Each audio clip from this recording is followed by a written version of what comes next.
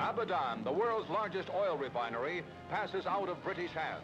The British keep up maintenance to the end, hoping that Iran might make a last-minute change in its evacuation order. But despite a ruling from the World Court calling for a status quo, Premier MOSSADEGH orders the last 300 British technicians to leave. 24 hours before the Iranian deadline, the evacuation begins. Arriving in London, they learn that the long-continuing dispute has now been presented by England before the United Nations Security Council. Meanwhile, Iran's ailing Premier Mohammad Mossadegh, attended by his doctor son, arrives in New York. A member of his party warns Iran may take Russian aid. Mossadegh will state his country's case before the Security Council, although he argues that the oil dispute is not the UN's business. In Orly, France, General LAWTON Collins pays a visit to Allied Supreme Commander General Eisenhower at Atlantic Pact headquarters. The U.S. Chief of Staff, on a tour of inspection to see how American forces are shaping up in the West's Common Army, will next visit our troops in Germany. Movie Time USA. The motion picture industry's gigantic film festival gets underway as 100 Hollywood favorites, among them stars of yesterday and today, leave for personal appearances throughout the country. Soon, more than 250 stars and starlets, writers, directors, and producers, including some of the most famous in the film world, will be on tour from coast to coast in the one-year $1 million campaign. Some of them will be visiting your town. 9 planes take off with the first delegation, who are on their way to tell America it's Movie Time USA. 3,000 miles away in Washington, members of a Movie Time unit meet President Truman. They receive presidential congratulations for the movie industry's 50th anniversary.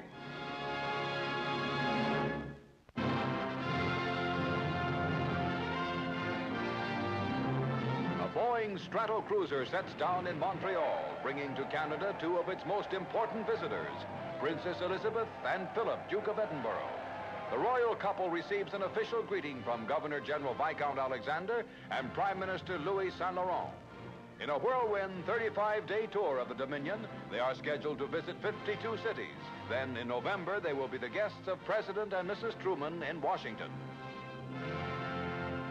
Elizabeth and Philip are saluted by the Guard of Honor before being spirited away for a traditional Thanksgiving Day dinner, celebrated in Canada on the day of their arrival. 12 years ago, the King and Queen made a visit to the Dominion. Now a jubilant Canada prepares to duplicate that lavish welcome as it greets the princess who will someday rule Britain.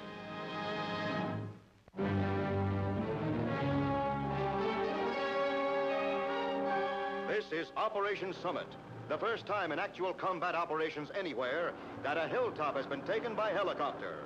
As part of the UN's new autumn offensive, giant Sikorsky H-19s land an entire Marine unit, fully armed, on a section of Heartbreak Ridge. There's no need for the usual tortuous uphill fight. These Marines land on top, and they land ready for battle.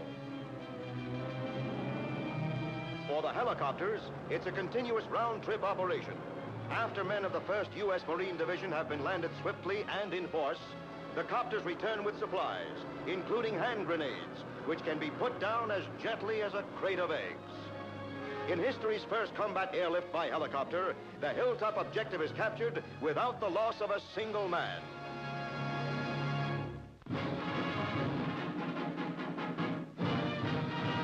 At Champaign, it's Big Ten fireworks as Illinois meets Wisconsin in a rough, tough game. Tom O'Connell of the Illini heaves a pass to Joe Vernesco. With the battle barely underway, Illinois picks up 20 yards. Now climaxing a 71-yard drive, Johnny Karras hurdles across the goal line to pay dirt. And 5 minutes after beginning, Illinois has a 7-0 lead. Wisconsin comes back with a fumble that eventually pays off for Wisconsin. The Badgers drop the ball and the Illini recover on their own 12. But the recovery just means trouble, for now Illinois fumbles. Jim Hammond recovers for the Badgers behind the goal to score a Wisconsin touchdown while barely moving from his tracks. Wisconsin's 10-7 lead looks mighty big as the game enters its final quarter. Then, lightning strikes. Illinois quarterback Don Ingles flings a desperation pass. It bounces from one receiver to another for a 30-yard gain. Karras takes the ball over, and Illinois beats Wisconsin 14-10.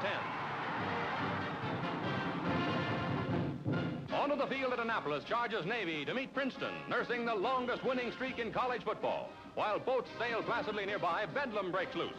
Dick Kazmaier connects with George Stevens for the second Tiger touchdown in the first 7 minutes of play. Princeton 14, Navy nothing. Noise terrific.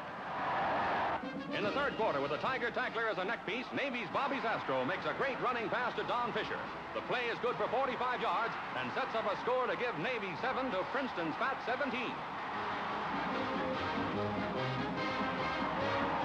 Midi cheers soon die, however, as Kazmaier flips to Stevens for another Tiger score. Princeton 24, Navy 7, Midi spirits low. But suddenly, Navy strikes with a fury born of desperation. Frank Brady's on the loose as Princeton defenders go down like Tiger 10-pins. It's a 58-yard run to a TD. Navy 14, Princeton 24, Midi's delirious. 2 minutes later, Navy does it again. Bobby Zastro carries 40 yards to another TD, but it's all in vain. Princeton wins its 15th straight, 24-20.